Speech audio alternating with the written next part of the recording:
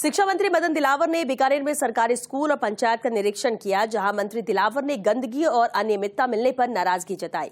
मंत्री मदन दिलावर ने first India से खास बातचीत में कहा कि पिछली सरकार ने बेड़ा गर्क किया था, अब अगर सुधार नहीं हुआ तो एक्शन भी लिया जाएगा। गोविंद सिंह डोटासरा पर पलटवार करते हुए कहा कि धीरे धीरे एसओजी और एसआईटी उनकी तरफ बढ़ रही है। डोटासरा ही नहीं, अगर उनके आका भी दोषी हुए तो उनके भी खिलाफ कार्रवाई होगी, कोई बख्शा नहीं जाएगा। शिक्षा मंत्री मदन दिलावर से खास बातचीत की सहयोगी लक्ष्मण राघव ने। राजस्थान के तेज तर्रार मंत्रियों में शामिल शिक्षा और पंचायती राज मंत्री मदन दिलावर बीकानेर में हैं। पंचायत और स्कूल का निरीक्षण भी किया।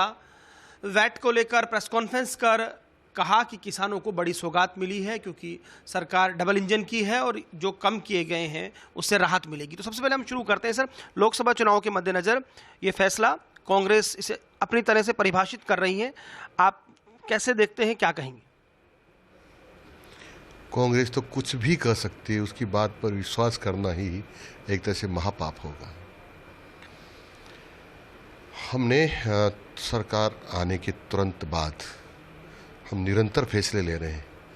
आपको पता होगा कि लोकतंत्र सेनानियों के लिए हमने पेंशन पर फैसला लिया। जो कांग्रेस सरकार ने पाप किया था उनकी पेंशन बंद करके उसको हमने प्रारंभ करने का फैसला किया। हमने 450 रुपये में गैस का सिलेंडर देंगे, वो हमने फैसला किया।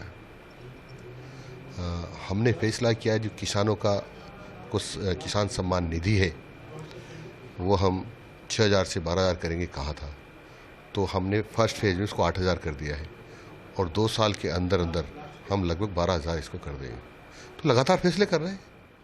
पेपर लीक बड़ा विषय था और एसआईटी निश्चित तौर पर अच्छा काम भी कर रही है, लेकिन बीच में गोविंद सिंह डोटासरा लगातार जिस तरह से बोल रहे हैं, चुनौती दे रहे हैं, मंचों से कह रहे हैं 5 साल से केंद्र में सरकार थी, मैं यदि करप्ट होता तो कहीं ना कहीं कुछ भी कर लेते, मुझे जेल में डाल देते, लेकिन हिम्मत चाहिए, मैंने ऐसा कुछ भी नहीं किया है। थोड़ा इंतजार करो डोटासरा जी, थोड़ा इंतजार करो। धीरे धीरे ये एसओजी या एसआईटी बढ़ रही है आपकी ओर। तथ्य जो आएंगे और तथ्य सामने आएंगे तो आपको क्या, आपके कोई भी हो ना आका, उसको भी एसओजी छोड़ने वाली नहीं है। शिक्षा विभाग की बात करें, पंचायत राज, दोनों विभाग बड़े विभाग हैं, बहुत कर्मचारी होते हैं, किस तरह से देखते हैं? कुछ 2-3 नवाचारों की या आपकी विजन की हम बात करना चाहेंगे कि शिक्षा विभाग में आप ये करने जा रहे हैं। ठीक, मेरा फोकस इस बात पर है कि राजस्थान के छात्रों को गुणवत्तापूर्वक यानी अच्छी क्वालिटी की शिक्षा मिले। और दूसरा पंचायत राज में राय है कि सबसे पहले हमारा राजस्थान स्वच्छ रहना चाहिए। जहाँ स्वच्छता रहती है वहाँ लक्ष्मी जी और सरस्वती का वास होता है। इसलिए हमारा प्रयत्न ये है, इसमें हम लग गए हैं, निर्माण कार्य में किसी प्रकार के घोटालेबाजी न हो, इसका भी पूरा ध्यान हम रख रहे हैं। आपके कुछ जो निर्णय हैं उसको लेकर निश्चित तौर पर विपक्ष का काम है वो बात कहेगी, आप फिर वही कहेंगे, लेकिन फिर भी बात बहुत हुई। सूर्य नमस्कार को लेकर जिस तरह से बात की गई, आपकी कुछ बयान ये भी चर्चित रहे, अकबर को लेकर जिस तरह से आपने बयान दिए, तो इन सब को लेकर फिर आप ये कहते हैं कि सूर्य नमस्कार 50% मदरसों में हुआ, तो वो क्या प्रोग्रेसिव सोच है उनकी या आपका डर है? देखो, सूर्य नमस्कार का विरोध मेरे पास करने के लिए एक भी व्यक्ति इस राजस्थान का नहीं आया, और जो लोग आए उन्होंने इस कदम की प्रशंसा की है। और जो भारतीय है वास्तव में वो कोई भी सूर्य नमस्कार का विरोध नहीं कर सकता, क्योंकि सूर्य भगवान की आराधना है।